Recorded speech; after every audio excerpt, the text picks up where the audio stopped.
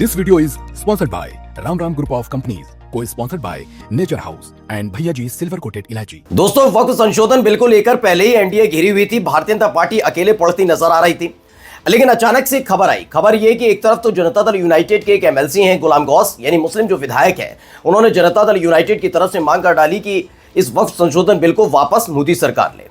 लेकिन उसके 24 घंटे के भीतर ही, यानी यूं कहा जाए दूसरे दिन ही, एक खबर निकल कर आती है जिसमें जनता दल यूनाइटेड और जो चिराग पासवान की पार्टी है, यानी लोक जनशक्ति पार्टी रामविलास, इनकी दोनों की तरफ से एक वेब जारी कर दिया जाता है।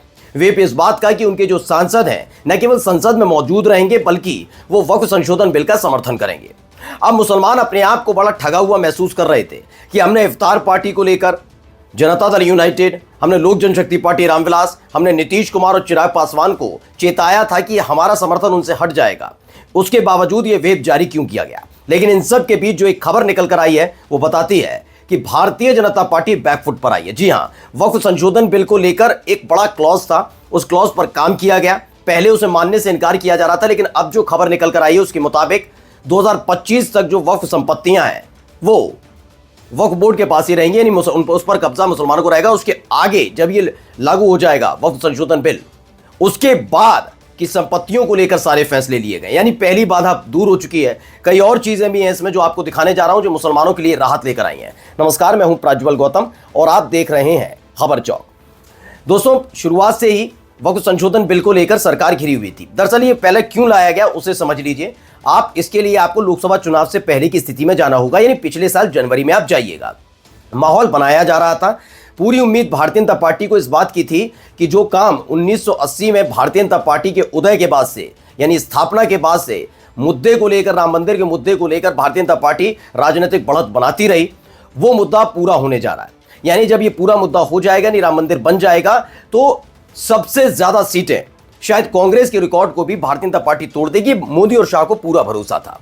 लेकिन उस दौरान जिस तरीके से सनातन परंपरा के सर्वोच्च पद पर बैठे और सनातनियों के लिए भगवान की जो एक पद उन्हें दिया गया, यानी शंकराचार्य, उन्होंने नाराजगी जताई थी कि चुनावों को मद्देनजर रखते हुए सब किया जा रहा है, जबकि अभी कोई मुहूर्त नहीं है कि राम मंदिर का एक सपना पूरा हो रहा है। 500 साल पुराना ये सपना है जो पूरा होने जा रहा है। इस सपने को पूरा करने के लिए ग्रह नक्षत्र का ध्यान रखना चाहिए। हम भी करते हैं कथा, हम तो सोचिए वो तो राम मंदिर है, हम छोटी छोटी कथा भी अपने घर में करते हैं, तो कथाओं को लेकर भी हम सारी चीजें देखते हैं, ग्रह योग बन रहे नहीं बन रहे, उसके बाद हम ये सब करते हैं। तो उन्होंने वही बात कही थी।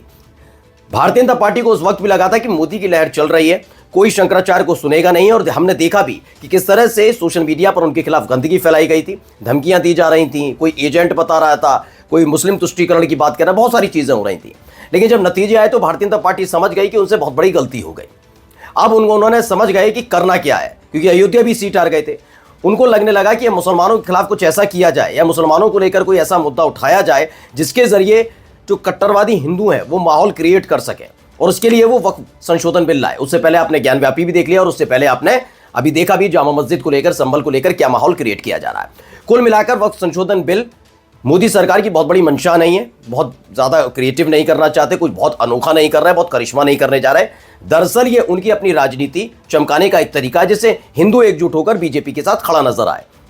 इसके लिए उन्होंने वक्फ संशोधन बिल को चुना। लेकिन वो भूल गए कि जिस स्थिति में वो खड़े हैं, यानी 240 सीटों के साथ खड़े हैं, वहां पर अपने सहयोगियों को मनाना, वो भी ऐसे सहयोगी जो मुस्लिम वोटर्स के आसरे पर हैं, उनके समर्थन से ही उनके विधायक सांसद चुने जाते हैं, बड़ा आसान नहीं होगा। संसद में ये, और खासतौर पर लोकसभा में पेश करने से पहले बड़ी कवायद की गई थी। और आपको याद होगा जेपीसी में ये मसला गया था तो एआईएमआईएम से लेकर विपक्षी पार्टी के नेताओं ने आरोप लगाया था कि जेपीसी में जो विपक्ष ने अपनी तरफ से नोट दिए थे, यानी संशोधन बताए थे, उन्हें उसमें रखा नहीं गया, जबकि जो सत्ता पक्ष ने बताए उन तमाम चीजों को उसमें शामिल कर लिया गया। उनमें से अब एक संशोधन को लेकर बात हो रही है। एबीपी न्यूज की खबर देख लीजिए। 2025 से पहले की प्रॉपर्टी वक्फ की ही रहेगी। जाने केंद्र की ओर से लाए जा रहे वक्फ बिल में क्या क्या है। चलिए, सारा चीज नहीं बताएंगे, जो महत्वपूर्ण चीज है वो बता देता हूं।